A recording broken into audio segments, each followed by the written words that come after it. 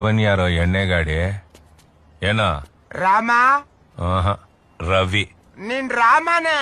ಏಯ್ ರವಿ, ನಿನ್ ರಾಮನೇ ಕಣ. ನಮ್ಮಪ್ಪನೇ ನನ್ನ ನಾಮಕರಣದಲ್ಲಿ ಹಿಂಗ್ ಕತ್ತರಿಸಲಿಲ್ಲ.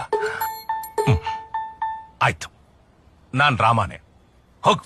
ಅಣ್ಣ ನಾನ್ ಕಣೋ ಭರತನ ನಮ್ಮಪ್ಪ ದಶರಥನ್ ಮಾತು ಕೇಳ್ಕೊಂಡು ಆಸ್ತಿ ಎಲ್ಲ ಬಿಟ್ಟು ಅಜ್ಞಾತವಾಸ ಅನ್ಭವಿಸ್ತಾ ಇದೆಯಲ್ಲೋ.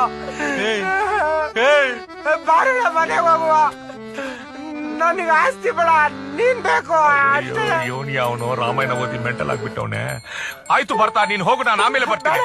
ನೀನ್ ಬರ್ಬೇಡ, ನಿನ್ ಕಾಲ್ ಕೊಡು ಸಾಕು. ಕಾಲ ಹೌದಣ್ಣ, ಅದನ್ನ ನನ್ ತಲೆ ಮೇಲೆ ಇಟ್ಕೊಂಡು ತಗೊಂಡೋಗಿ ನಮ್ಮ MD ಸೀಟ್ ಮೇಲೆ ಇಟ್ಟು ಪೂಜೆ ಮಾಡ್ತೀನಿ. ಕೊಡೋಣ, ನಿನ್ ಕಾಲ್ ಬೇಕು ಕೊಡೋಣ. ಬರ್ತಾ ರಾಮನ್ ಚಪ್ಪಲಿ ತಾನೇ ಕೇಳಿದ್ದು, ಇವನ್ ಕಾಲೇ ಕೇಳ್ತಾವನೆ. ಏಯ್, ಎದ್ದೇಳು. ಕಾಲ್ ಕೊಡು. ಏಯ್. ಕಾಲ್